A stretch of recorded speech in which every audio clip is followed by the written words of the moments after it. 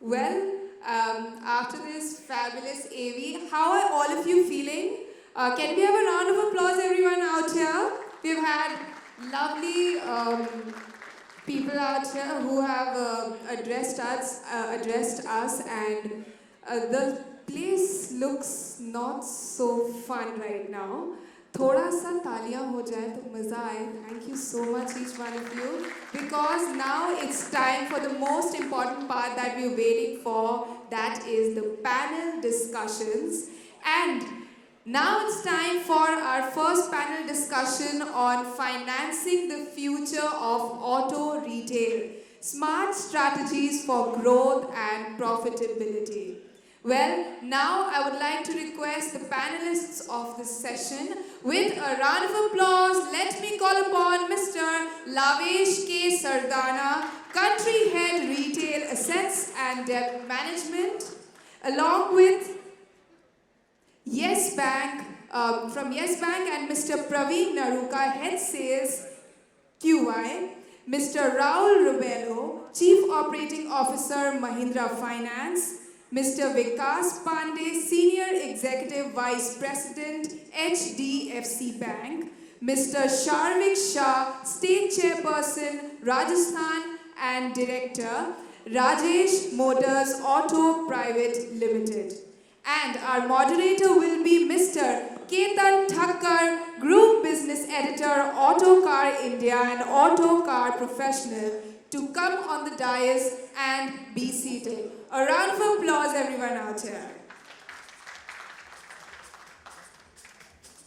Well, now I'd like to request Mr. Thakkar to take the discussion forward. Thank you very much. Approximately 1.5 to 1.7 million vehicles are sold every month, and the bankers and financiers, disburse close to $10 billion of funds. The market has been growing at a fast clip, and the finances are growing faster because of deeper penetration and average selling prices moving up. The last couple of years have been pretty, we've seen some phenomenal steep growth on a low base, but now the market is coming back to a sort of a normalcy. I think dealer fraternity has never been used to seeing a week-long stock, but now the inventories are piling up. As market gets back to normalcy, we try and delve deep into how the life is in 2023 and what are the financiers and the dealer fraternity evolving their strategy with regards to these changing times. So first and foremost, I'd like to, it's been a lot of ups and downs in the last 3 years. I'd like to first ask each of the panelists to kind of, reflect on some of the highs and lows, given the fact that we've not seen a normal time for a while now. So, maybe 2 waves of COVID, and now the normalcy is setting in. What are some of the highs and some of the lows? And as we get back to normalcy, what can one expect going ahead? We heard Mr. Iyer talking about, these are different times now, and one will have to get their cost structures in place. So I'd like to get each one of the panelists to kind of share their views. I'd like to begin with Mr. Bello. Hi, good afternoon, everybody, and senior colleagues from FADA, thank you for hosting us here and this whole forum. Thank you, Ketan. If it's for us to reflect on how the years gone by over the last 2-3 years, I think it's been a very, I would say, interesting times. COVID taught us a lot of new things. At least finances always believe that, at least we at Mahindra Finance believe that our partners, our dealers are equal partners. We've got to ride this journey through times. And the COVID times actually, I would say, taught us a few lessons. Because when tough times are upon us, I think that's when true relationships are felt. So, inventory levels were at their most crucial times at that point of time. I think many lenders had to decide whether they needed to restructure limits, how they needed to treat that. And this was a time wherein you either built on relationships or you lost out on those relationships. I think the COVID period for especially folks like us at Mahindra Finance, we built on those relationships. We realized where to partner with which dealers and how to kind of extend those lines of credit. And for some dealers, of course, who weren't playing ball, and some dealers who, let maybe funds were diverted, etc., we had to kind of deal accordingly. But overall, I think post that, if you looked at the way in which the industry really, it completely became an OEM market. There were short supplies, of course, but demand really peaked at that point of time. And what most dealers realized was that they could maybe go easy on the sales gene, because customers were coming in flocks to dealerships to take vehicles. So maybe the sales acumen dipped at that point of time because it was easy selling. Finances also, I think as Mr. Iyer mentioned, it was the best times for us for the last year and a half because demand was at its peak. And yes, cost of funds were also down. Now they started picking up. So it was a win-win for everybody. Customers had good deals. At the dealerships, there were all-time highest volumes going. And OEMs also had new vehicles that were coming out and features of vehicles. I think customers were spoiled with choice. But now the times are changing, as they say, and we've all got to realize whether we ride those times, because definitely the situations are not the same. Cost of funds have gone up. We know it's going to become even more stiffer. Demand is probably peaking out. And it's about how all three of us come together to really navigate the next few years. I think we all realize the automotive industry has a fixed revenue pool, right? OEMs have a revenue pool, distributors have a revenue pool, financiers have a revenue pool. But we are seeing disruptions happen here. Some stakeholders are looking at dipping into other folks' revenue pools. And at this point of time, we'll have to be clear in terms of how do we get our efficiencies higher. Because it's natural that everyone will look at crossing borders and dipping into each other's revenue pool. You have interesting aggregators, Kuvis here. They are disrupting the industry. You have digital becoming all pervasive. We've seen OEMs also trying to play the digital game. So in these interesting times, collaboration will become, I guess, the most important name of the game. Folks will try to disrupt and try to dip into revenue pies. We will have to look at, if you're looking at the long term, how do OEMs, how do dealers, and how do financiers really collaborate? Because the honeymoon period is over.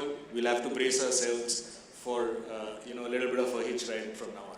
Fantastic. So the narrative is moving from getting every customer out there and delivering them the vehicles to collaborate and get their cost structures in place. Mr. Pandey, you've been the leader and you've seen multiple phases in this journey. What's been your assessment of how the market has transitioned in the last couple of years? I mean, it was first about a long waiting period and a strong revival in two-wheeler space as well. Now, with the moderation in GDP growth, there's an effort that is needed. What's your assessment? I mean, where are we in this growth journey? And like you said, normalcy in the growth rate. What's your assessment?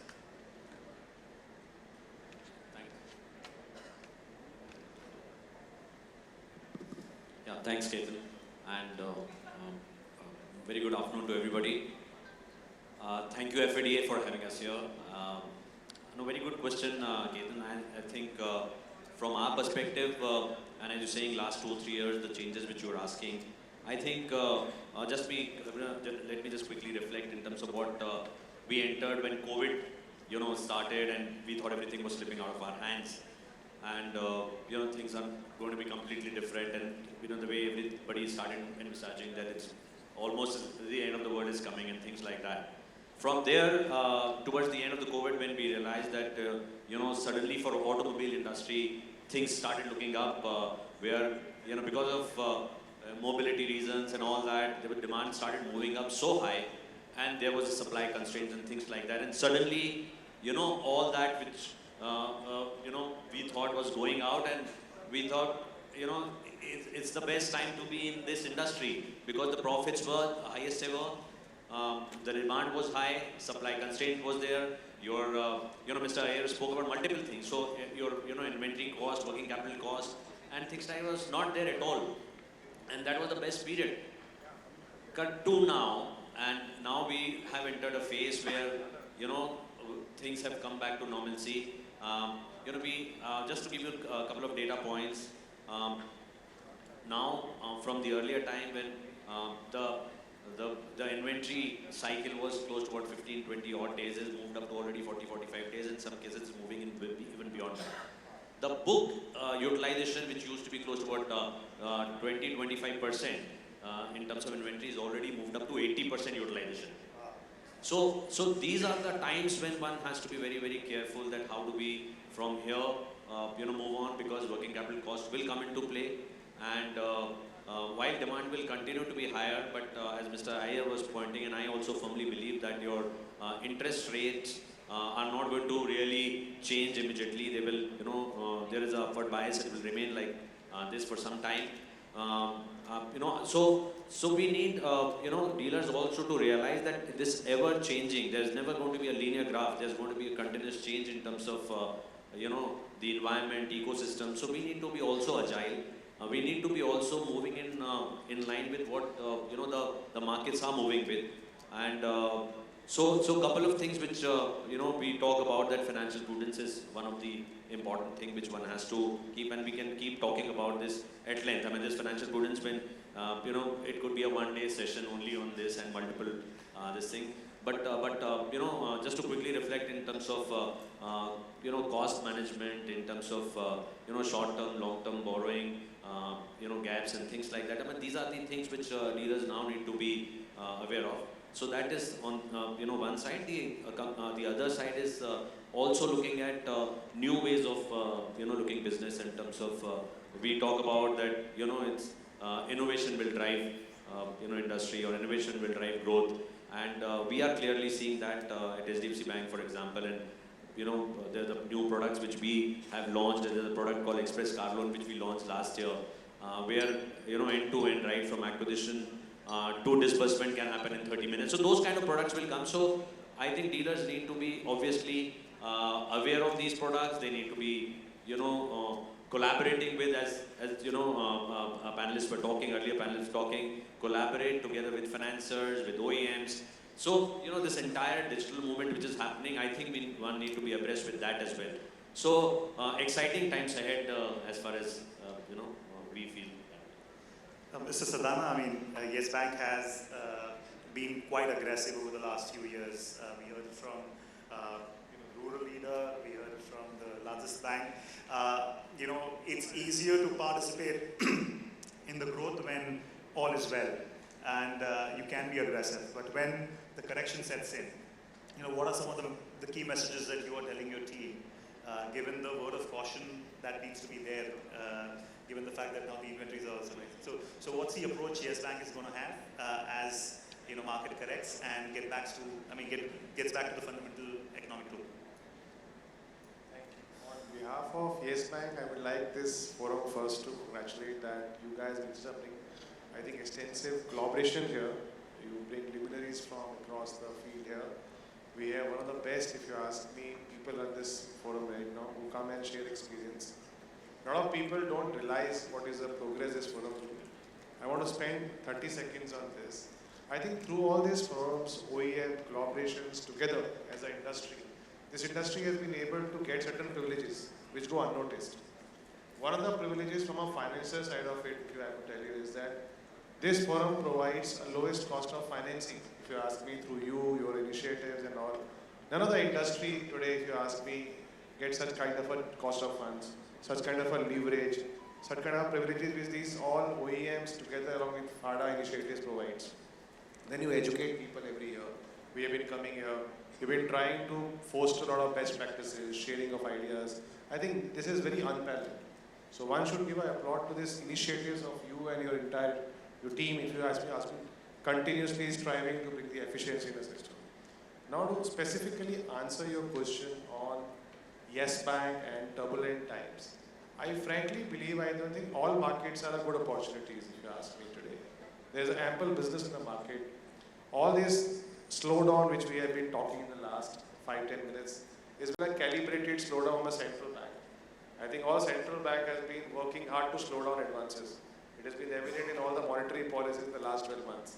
So it is no surprise if you ask me today, we have been planned also in the last monetary policies 11% advances. So we have to slow down by 20-25%. But there is enough and more business here.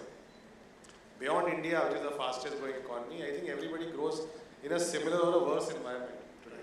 So there are various models to emulate internally as well as globally here. Specific to the automobile sector, I think we are right now in a build stage today. Our market share we are trying to double up in the next 24 months. That has been a plan here. There's an ample scope in terms of the depth as well as the width in terms of a bank presence today is what we are trying to do. And in this whole initiative, we are going to try to increase our inventory book, bring a retail presence, go digital. All these vehicles of growth will bring more and more business to us. So, any word of caution there, even as you look at growth? Because sometimes in a bid to get to a certain point, you may cross certain paths which may not be, which could potentially be risky. See, I think a lot of people, if you ask me today, has been a better version of themselves from COVID to before. Everybody believed, what is balance sheet. If I had to draw an analogy, balance sheet is a chassis to a vehicle. Without that, I'm saying none of them can survive and grow. Everybody realized this today. And working capital act like a steering, it can fuel it can take in the right direction, or it can be an end of disaster. So working capital supply, if you ask me, has to be used as a leverage to fuel the growth today. So the only risk, if you ask me, in this whole thing is if people don't keep a tab on the cost, if you ask me today. Margins are the best, if you ask me today. And a lot of our dealer friends here have learned a hard way to plow back those margins into capital, which is, if you ask me, something which has been institutionalized by forums like you guys have been doing it, and which has been reaping results today. So bankers find much more easy today to support than what it used to be 8 years, 5 years earlier. All that caution has gone out. They are not a new risk today. The only risk today is that from an interest servicing point of view, like Vikas was also saying, rate of interest are here to stay. It's not going to come down so easily. That's what I'll give you all this, guys. Don't even hope in 3 months, 6 months, the rate of interest is going to taper down. All those costs which you guys are seeing has increased last year. All the banks are going to get hit with that cost this year. In terms of fixed deposit cost, in terms of the CASA ratios, all those costs is going to hit all the banks this year. So there's no tapering down on the rate of interest. And the consumer demand, even if the best case scenario is going to be similar, maybe 5-10% here by there. So in that case, cost is one advantage which all need to be aware about. Keep a tab on this. I think sales will come. There's no reason sales will not come. Right. Over the last 3 years, I think one significant change was the adoption of digital platform, and we've really seen digital revolution taking place. OE is now directly going to consumers. Platforms like OE coming on the horizon. Mr. Neruka, help us understand how's been the experience so far, from your perspective, and aggregating loans for dealers in an environment when there are too many options. What does a dealer get? What does a banker get? And what do you earn in return? So thank you so much, Kiran. So first of all, thanks to FADA for inviting us here.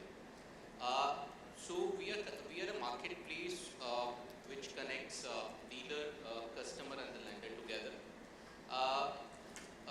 What customer gets is the larger choice, the greater choice of lenders, so he can choose.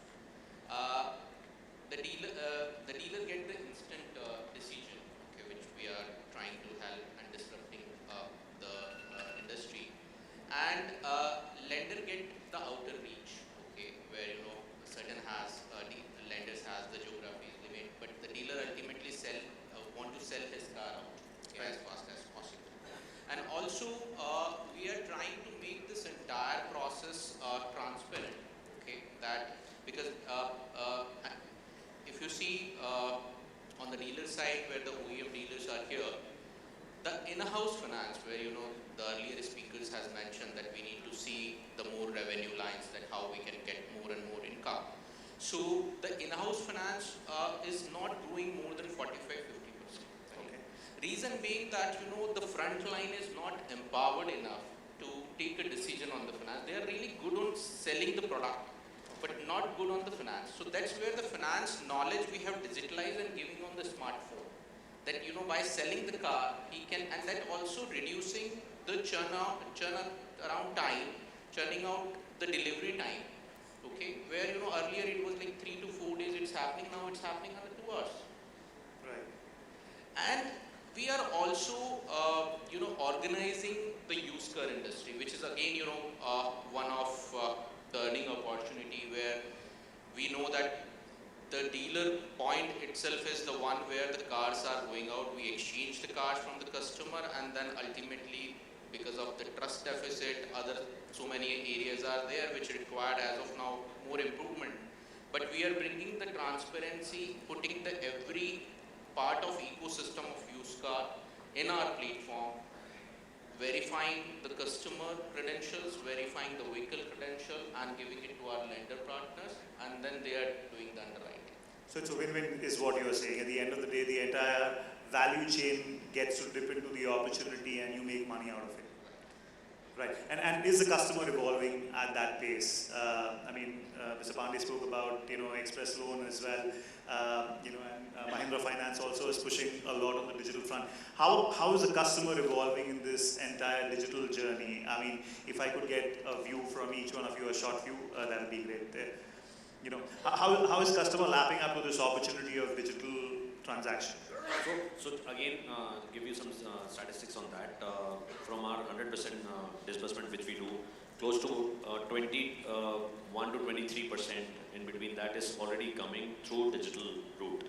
And how we see that another probably in a year's time, this 21% will be upwards of 50-60%. But that's the kind of digitization we see happening. Customers are definitely excited about it. And you give the option. See, the entire ecosystem is changing. It's evolving.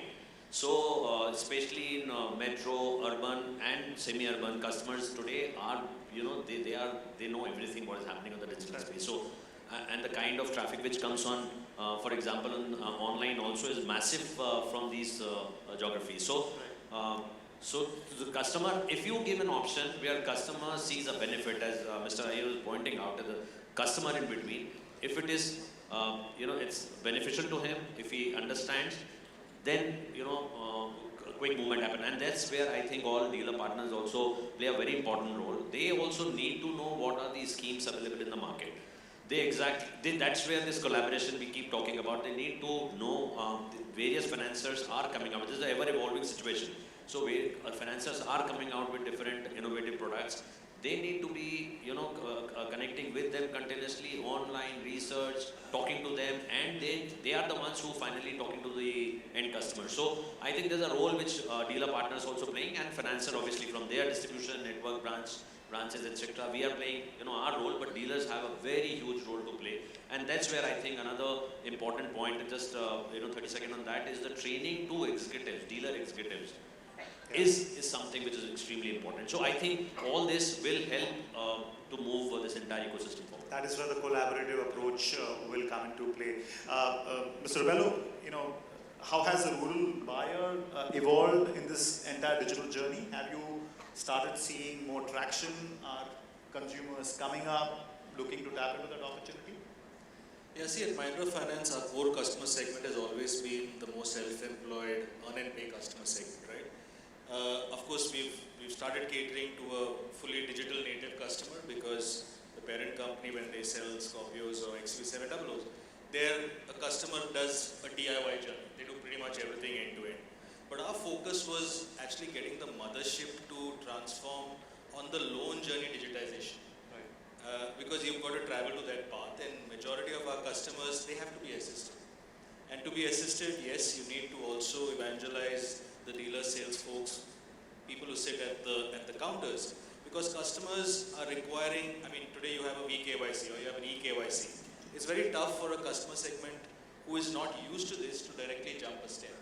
And that's where we have, kind of landed digital properties at those kiosks wherein they assist the customer, whether it's a KYC journey, whether it's a CKYC journey, whether it is maybe going and hitting an account aggregator and getting an income assessment, or it's, doing your e-stamping or e-NASH. So for us, it was very clear, we can't jump a step. We have got to partner with the customer segment, make sure that we operate as, Mr. Raya mentioned, we have customers in about 4 lakh villages in the country. And it was important that we handhold them in this journey. Of course, a few years down the line, they would also maybe do a whole DIY journey. But the priority was to actually digitize every leg of the loan journey before maybe just expecting folks to do 100% digital. So they're coming up. They are open to the idea. They're warming up to the idea of Yes. utilizing digital as a platform. In an assisted manner for now. That's where our priority is, and we think it's going to stay like that for some time now. And of course, there's, as I said, a very different customer segment who will buy, the more urban metro customers, and of course, the more affluent customers and maybe semi-urban, Right. who will use a full DIY journey. Right. Mr. Shah, in this journey of financiers directly reaching out to the consumers, and we just heard about need for a collaborative approach. Are we missing the bus anywhere, or how do we ensure that the dealer gets his share of business as more and more vehicle makers go direct to the consumers? Yeah, absolutely. Once again, welcome to all the delegates and panelists here. You're absolutely right when Mr. Robillo started talking about the revenue pool, and we all are looking for a pie out of that pool. So yes, there has been certain challenges in terms of how we get our share of the pool. There are all these digital initiatives. Then a lot of times we also see many of these deals that come to our counter are being generated by the bank through their own managers or through their own systems. So these challenges have been faced today at the dealership. And again, as we said, we need to collaborate, see we get our share of pie with each other, and that's how we go ahead. Mr. Pandey, you talked about, or Mr. Sardana also talked about understanding and knowing more. Our dealers team needs to be more educated in the new ways of financing that is happening. I think there could be a way that we can collaborate and work towards getting how much of that pie we can each share. Yes, our share has come down, and that needs to be addressed. Right. Mr. Sardana, in this aggressive growth path that you have for yourself, what role does digital play for you? So, a couple of things which is clearly, if you ask me that, we are one of the early adapters of Salesforce now. That is one platform, if you ask me, is more fine-tuned digital services for a bank. That's something which is coming now. The second thing, when we are talking about a digital right now, a lot of people are toying with the idea of DIY journeys and all. And before that, everybody tried to do own data monetization. So as a bank, we have a very clear path in terms of our data monetization. And we are going to be expanding that data monetization plan to all our partners in collaboration and try to bring the fruits here the first step. So essentially, you'll try and collaborate with the Yes. ecosystem so Yes. that the opportunity is shared between the stakeholders. Absolutely, absolutely. In this entire digital journey, there's also this risk of data theft. How do, as financiers, do you have the right structure in place so that the data does not get leaked from the dealer side as well, from a third-party provider like Kui? I mean, how do you ensure that? See, we have to have a very clear, watertight, if you ask me, processes around it. The access has to be restricted. The data theft today, I'm saying largely, from the Indian scenario, local is a phone number, example, a use case. So there is a whitelisting, access, everything is in place, if you ask me today, which restrict the movement of the data. So from our perspective, the one thing which we have done a little better than others is, most of the processes, the digitization is going in-house today. So the beauty of the digitization is the inputter is inputting a data who anyway has this, and it is directly cutting the intermediaries and going back to the system. Right. In an earlier process, there are CPAs, there are partners who are trying to screen. So the intermediaries are getting cut. Right. So that is one big push, if you ask me, which puts this. Apart from this, a new infrastructure. A lot of people are using certain platforms which are more prone to those data thefts and all, those are also getting covered with the new technology as you adopt. Right. Risks are also there with the digital evolution. Mr. Naruka, what do you think? Yeah, so that's what we have started our thought to begin with, because Kuwait is like majority subsidiary of Volkswagen AG, Germany. So we are very compliant in terms of all the data and the IT side, being a digital and product company.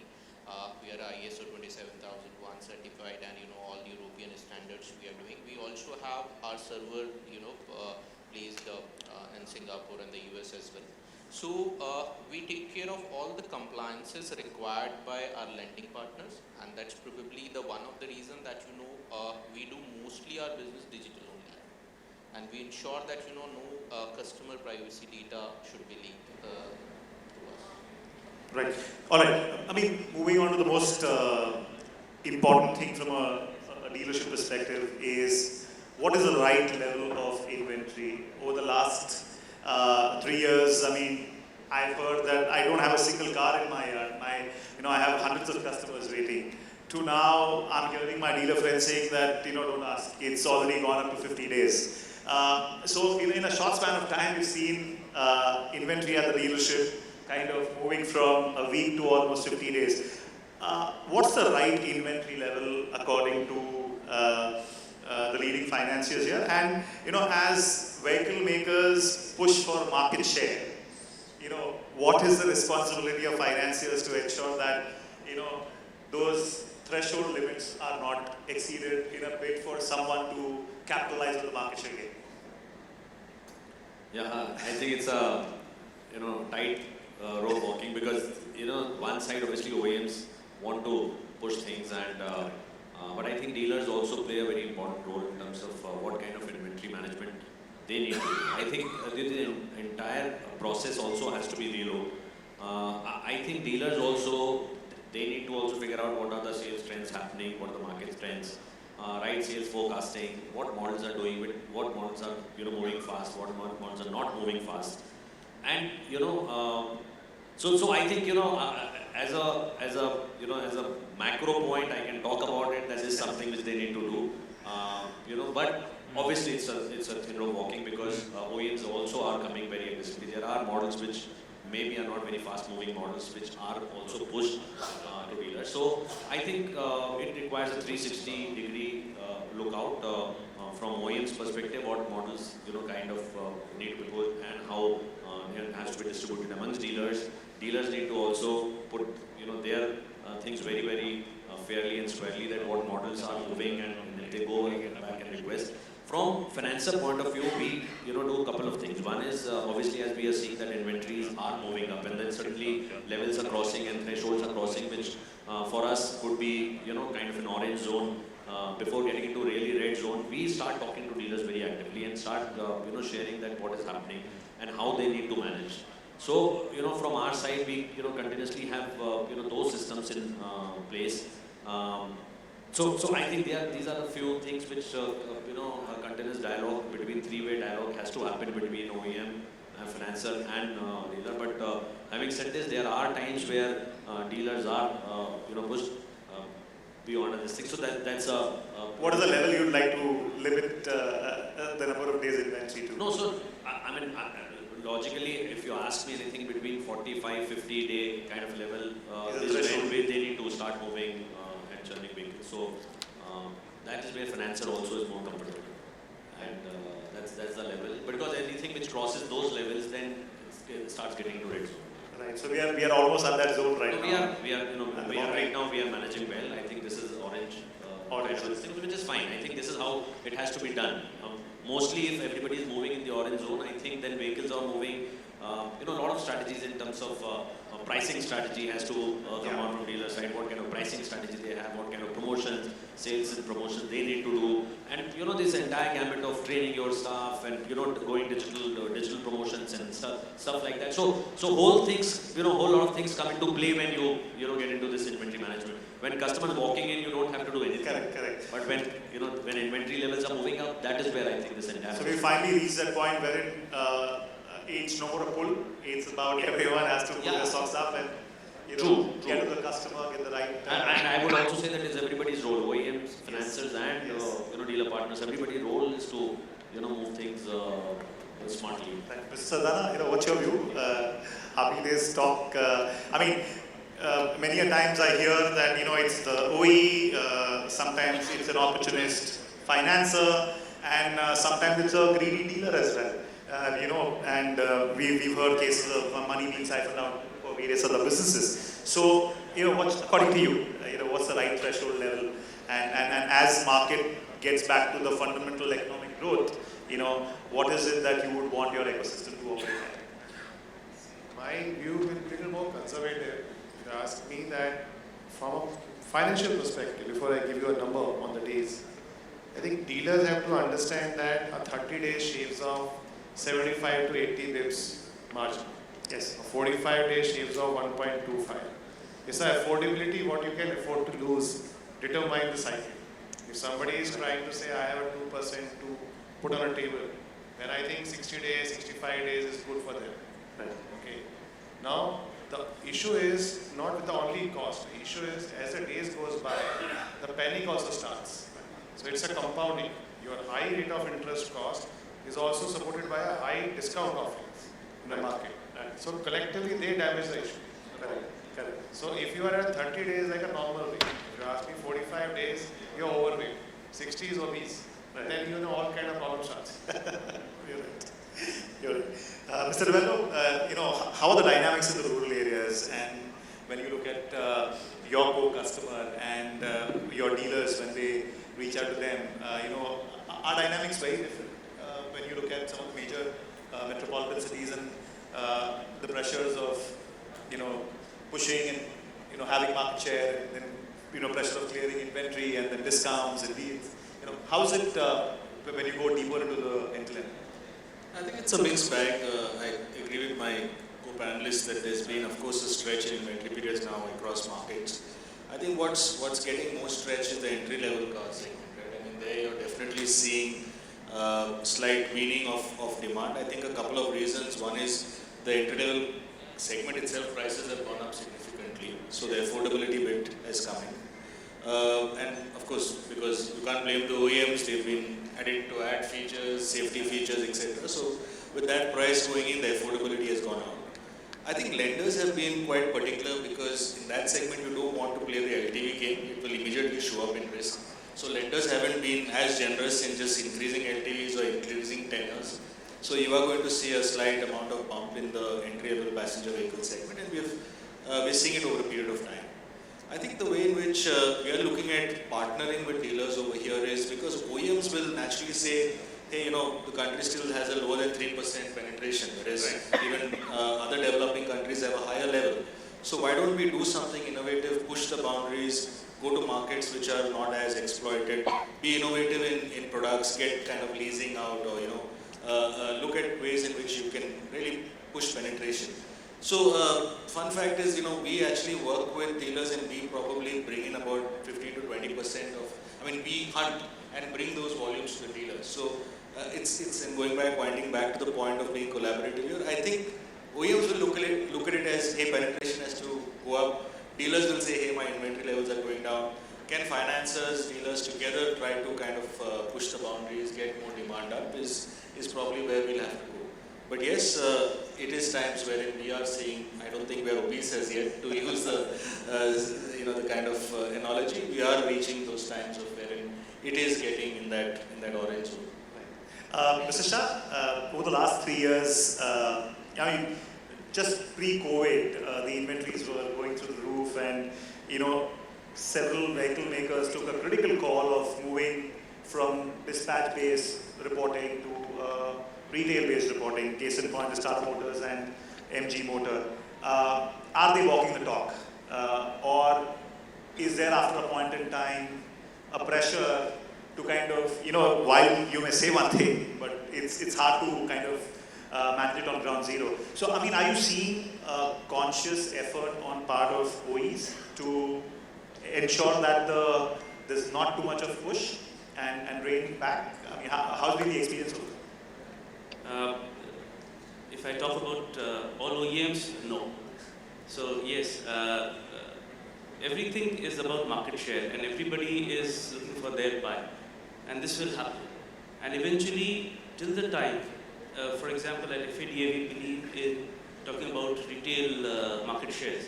Till the time the whole industry doesn't accept that, and I would urge the financiers, because finally they are also funding the vehicle and they know when the vehicle has been funded and the money has been paid.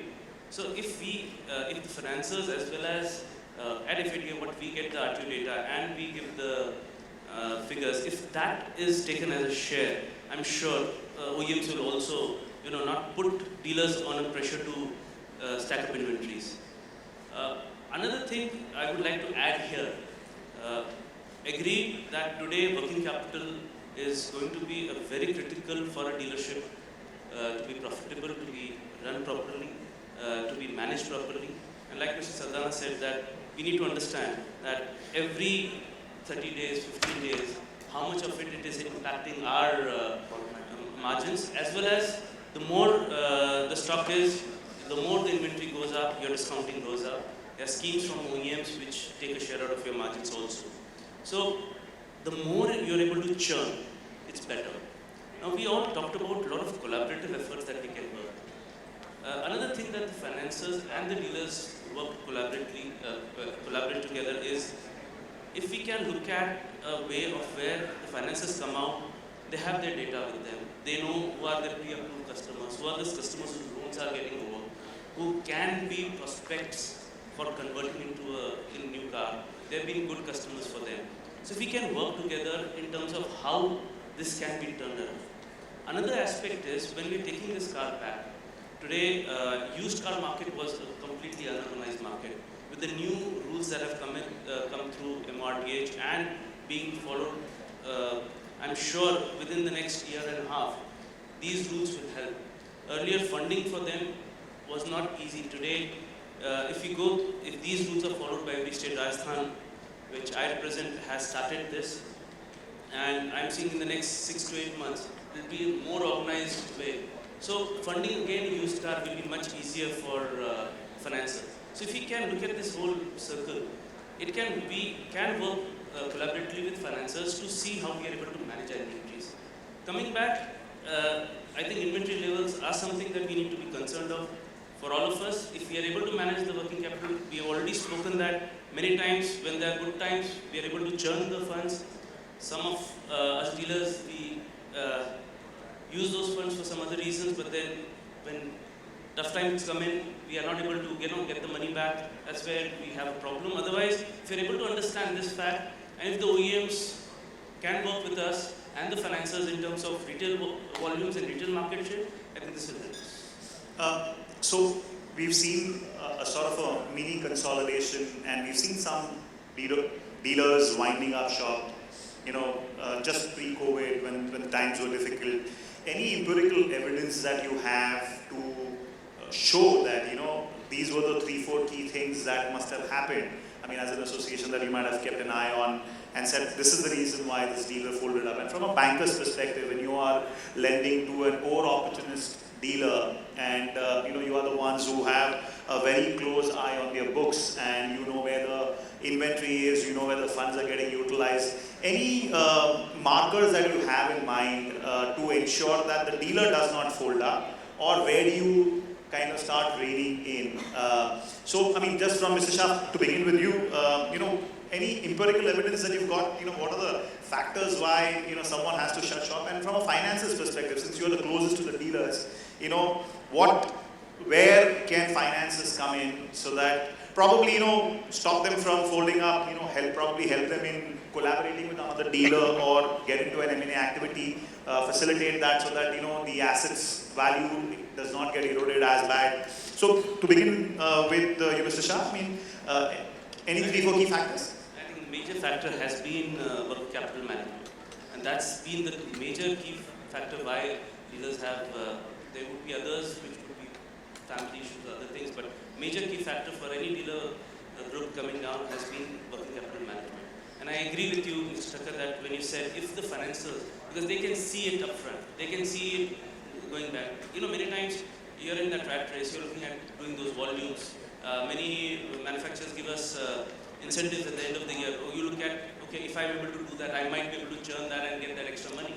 But if the finances can step in and, help us and guide us at the right time, in understanding and pulling us back and holding the OEM speed, no, sorry, we have stopped our inventory here. Let's not look at ad hocs. Let's not look at any more exposures here.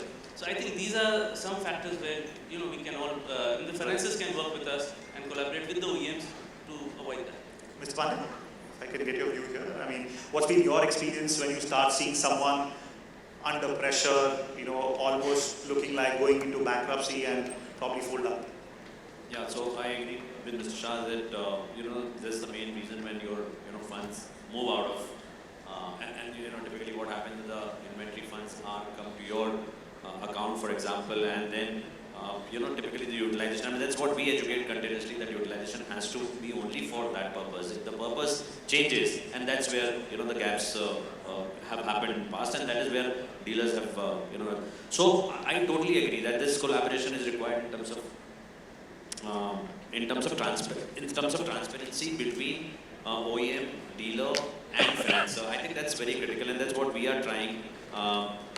And one of the example I want to give here is that win-based tracking. So I mean, that's something which if we know that against the fund which we have given to inventory funding which we have done, what are the vehicles which we have moved from the warehouse of OEM to dealer, and the minute dealer sells that particular vehicle, the money immediately comes to the bank. If this transparency gets created, then the problem is solved. And there's no problem at all, because then we know exactly that what are the vehicle are lying with the dealer, and when he sells, immediately pay as sold basis, it has come to the financer, pay as sorted. But that's where I think the gap, and we are continuously advocating that to happen. Few OEMs, in fact, have started moving in that direction, where we are we are able to track wins in terms of which car, model, etc. And there are the continuous audit which we are doing with the dealer, that those vehicles are lying, something is sold immediately. So I think this is something which will definitely help, apart from short-term, long-term borrowing and this which I just mentioned. Mr. Sadana, you spoke about adopting a platform like Salesforce for your internal purpose, or something like this, like Mr. Pandey mentioned, that could we have a system in place wherein the win numbers are tracked, and so that the money is not siphoned off into other avenues beyond selling cars? See, win number is a collaboration. If you ask me today, it's a right intent, right thing. It's been discussed in a forum where the execution lies with the channel partners, and OEM has to only provide data. And from billing to realization, the whole thing get right. It's a very idealistic world, if you ask me. And I must congratulate few OEMs who have been doing all this in the last 2-3 years. And a lot of major ones have put a system in place. So there are execution challenges that are down when you are not billing it to yourself, when you have intermediaries who's billing. But beyond all this, if you ask me today, win number is not going to elevate a risk. It's only going to strengthen your reporting, if you ask me today. Okay. Right recording will happen, is one thing. But this is a known risk, if you ask me today, which has been mitigated largely by the mitigation. Right. I mean, could bankers help in M&A activities when you know that this dealer seems weak and probably another few months and probably may not be able to withstand the pressure or may fold up, and you deal with some of the biggest of big dealers. So could you help people come together so that at the end of the day the ship doesn't sink and both operations are thriving? I mean, can bankers take that lead in terms of assisting in M&A? All make good relationships in good times are solid, if you ask me, born only in the worst times. For bankers, if you look across, all of us, whosoever are here, in terms of a relationship management, they only stick around to the friends who have held them in a troubled time. Otherwise, everybody has a free access to it. Right. When you talk about merger and things, I think there are every financer in their own self is assisting that community in terms of merger. If the particular basic, tenets are in place in terms of recording, in terms of utilization of that money today, With this, we as a bank, I can tell you, we have a successful record of at least assisting 3 to 4 large relationships in the last 2.5 years here in Yes Bank, and which obviously OEM appreciate about it and look forward for all these things. And people also stick around for that. And as in future also, if we have any such opportunity, we more willing to restructure, to look at things. It's all, if you ask me, easily based. Right, right. Cost is something that has been spoken, frequently here. Big question: is there a need for a owned dealership versus a leased dealership? Should a dealer own a property or, lease a property? Does that make any difference when it comes to collateral and all, from a banker perspective?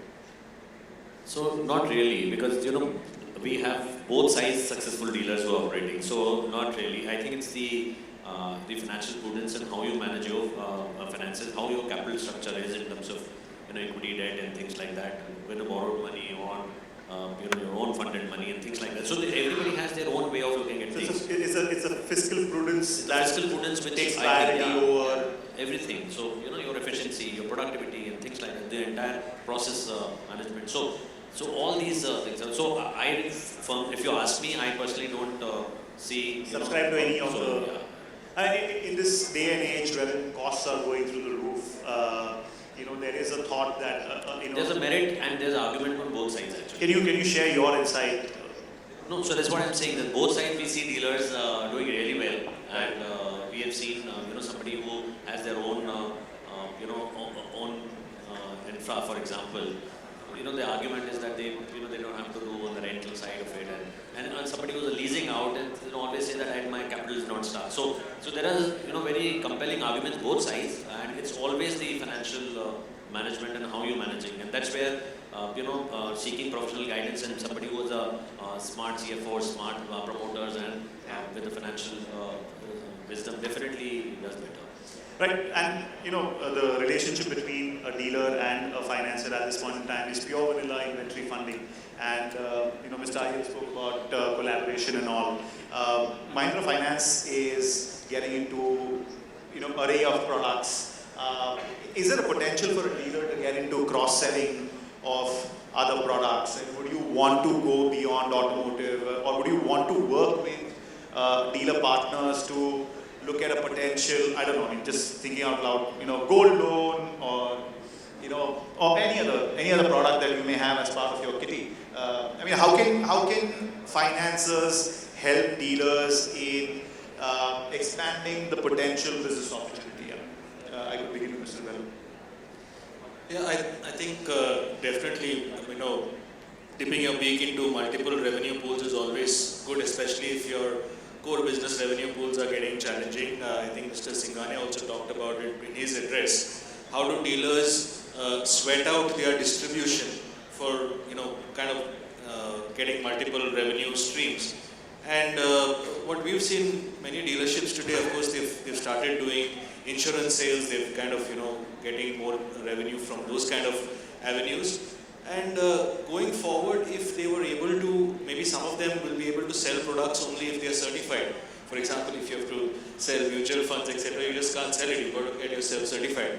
And if they are able to create that acumen to do selling of financial products, I'm sure whether it's banks or wide spectrum financial institutions like us, if for example we today love to have deposits, we love to have dealers, and we do appoint distributors. So if a car dealer can also start distributing and getting us fixed deposit, we'd love for that to happen. So yes, I think dealerships should start thinking of how do they sweat their distribution to do multi-product sale, and if they also equip themselves and of course do justice to that, I'm sure manufacturers would seek that. Mr. Sardana, how can you help dealers or creating more opportunities for them beyond just inventory funding? Are there avenues you think that wherein you can work with them? So, a lot of things, just to take a cue here now, every financer wish list is that more revenue pools, both sides should get created in terms of he's selling the bouquet of products which a financer offers.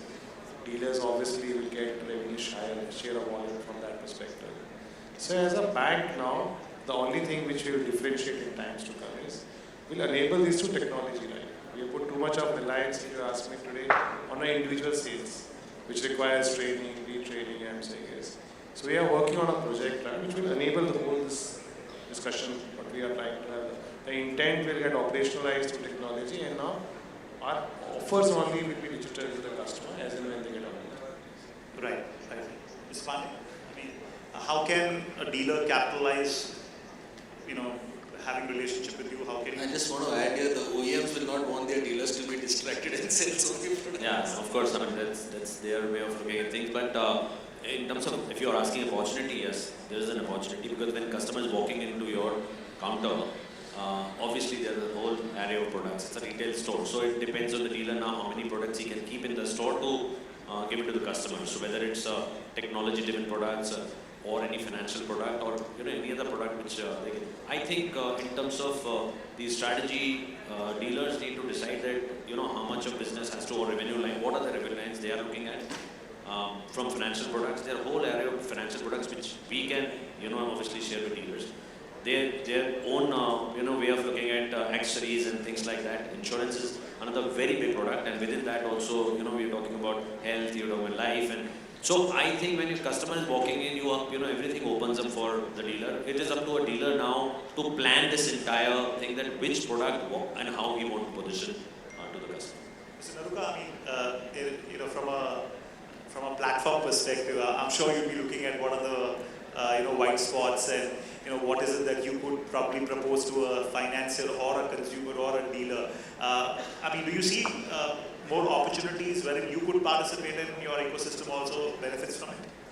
Yeah, so as of now, yes, a lot of opportunities are there, but we are restricted ourselves around the car. Okay, so the opportunity, the next could be that the existing customer, they can offer the upsell of a car, okay, which eventually give them an opportunity to exchange the old car. And the one used car will bring them again a repeat customer. So this customer will be, remain there in the system. So this could be one earning opportunity. And as I told you, still the new car financing, if you see, it's still at 85% level if we talk about the total sale. But the used car financing, since the dealers are not that keen, so it's still at 17-18%. That's as Mr. Shah rightly mentioned that it's highly unorganized, and that's where Kuwait is trying to organize this industry. So currently, more than 6,800 dealers across India are partnered with Kuwait. They are available using our platform. So the OEM dealers as of now, yes, they can encash one on the used car, and second, the existing customer offering them the refinancing, which all our lending partners are having these products which can suffice this self-employed segment for their cash needs, where the unsecured underwriting is pretty tough. The existing car can give them some cash flow. Right. Mr. Shah, do you see opportunities or something that you'll expect? Rightly said, how the OEMs are going to allow us, and it would be a distraction for us. There's still so much to be done. When we spoke earlier, there are opportunities of leasing coming up. There are opportunities of having customized loan solutions that we can work out. Then there is used car, as I've been advocating, and I'm saying that's something that is a big chunk that would come in the near future. Of course, all these things might distract our team. It might take them away from what their core activity is. But if something can get in sync, and as an option could be looked at, but I think there are still a lot of opportunities already on the plate that can be explored. Right. So just we're running out of time. Final comments from each one of you. I mean, as we look ahead to the year 2023, and just a couple of months down the line, festive season would be around the corner. To begin with you, Mr. Shah, I mean, how do you see the year from a dealer perspective, and how do you see your fraternity evolving with the changing market dynamics? So I think we've post-COVID we've seen a very good upswing, and we've all been doing very well. And yes, these couple of months have been a little challenging, and usually we've seen that I would say August, up to August, June, July, August have been lean months for our industry. I think with the festive season coming in, things should look positive, and that's what all OEMs and as dealers we are expecting. Very rightly in this discussion we came out that working capital prudence has to be taken care by dealers, and how as financiers, the dealers and the OEMs, we can all work together to ensure that we manage our inventories to the right level. Market shares are calculated on retail volumes, which the financiers can also support.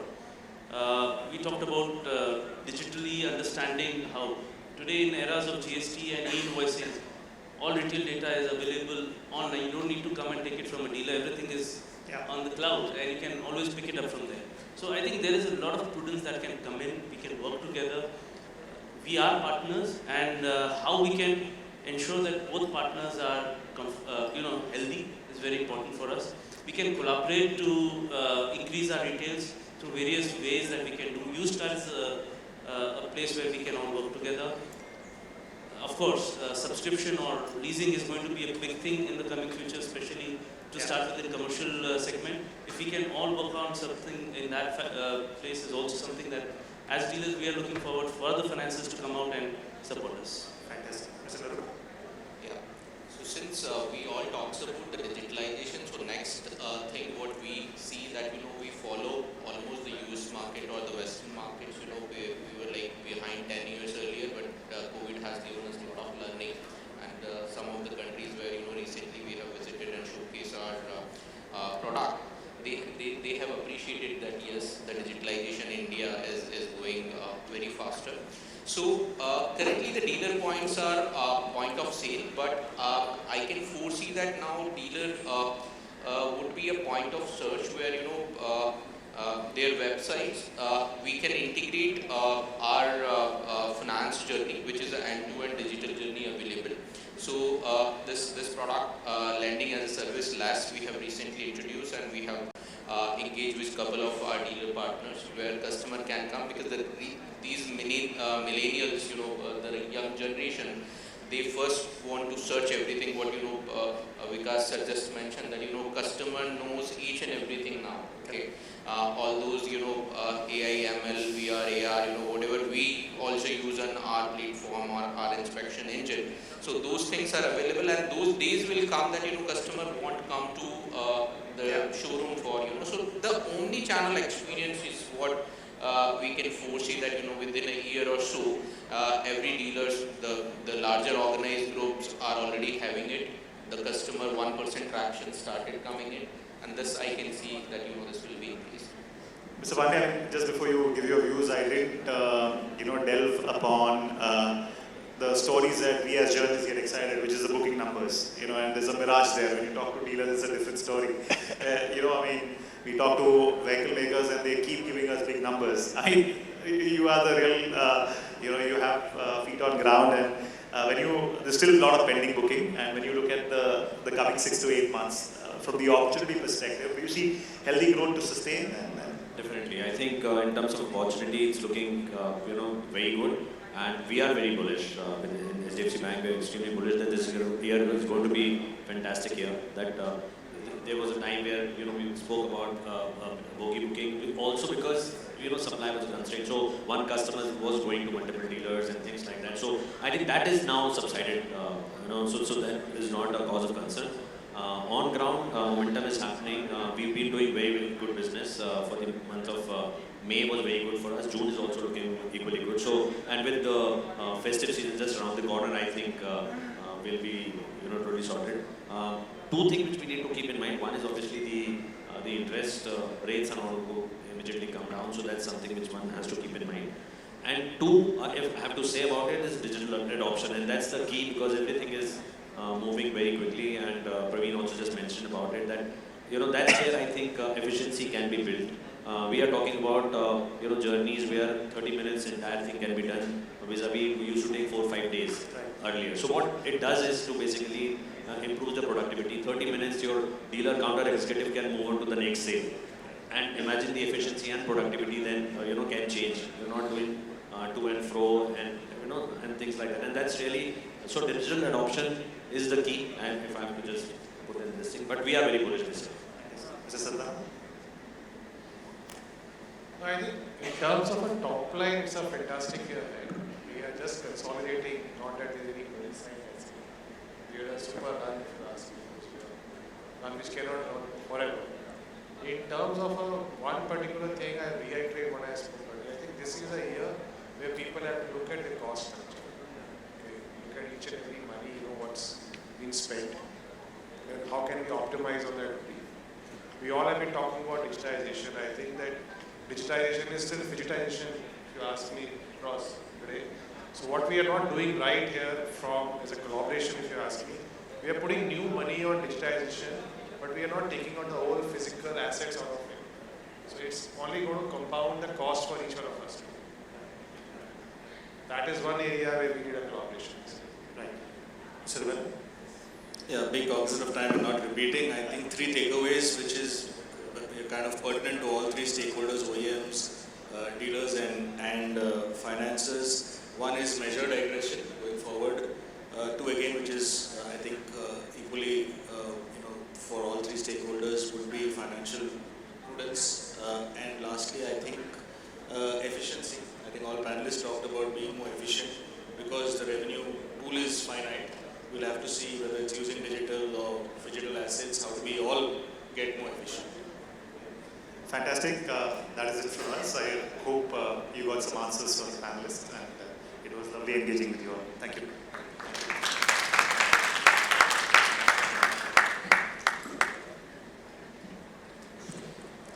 Well, a good discussion increases the dimension of everyone who takes part in it.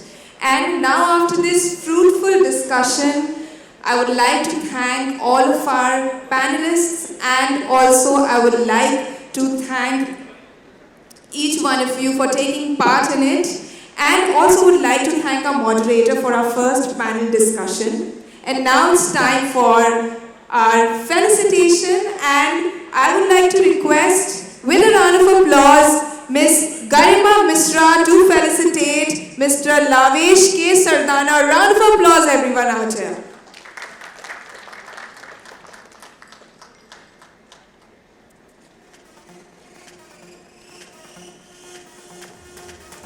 Give it up for everyone for Mr. Lavesh K. Sardana. Now I would like to invite Mr. Govind P. Mewar to felicitate Mr. Praveen Naruka. A round of applause.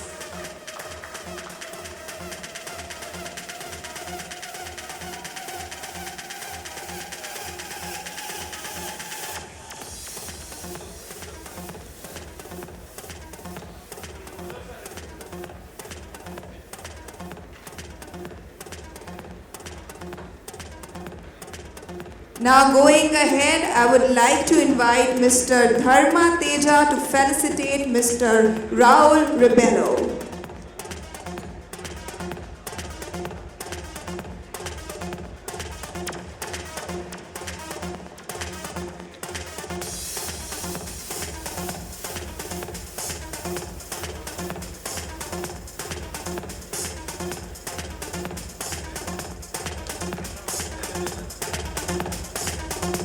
Going ahead, now I would like to invite Mr. Manoj Kurup to felicitate Mr. Vikas Pandey.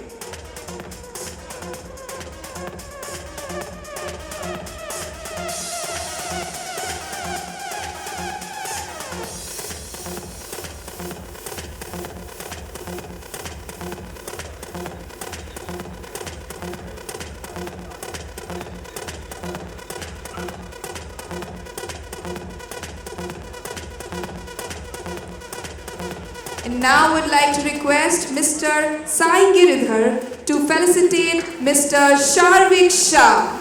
With a round of applause, everyone out here.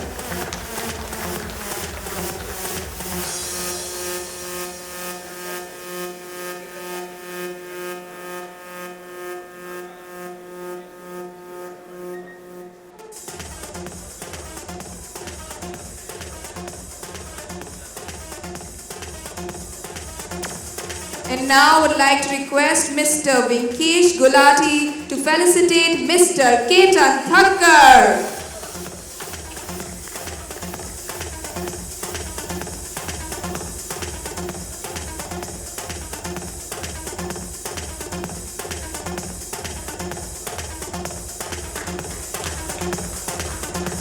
Give it up everyone out here with a round of applause.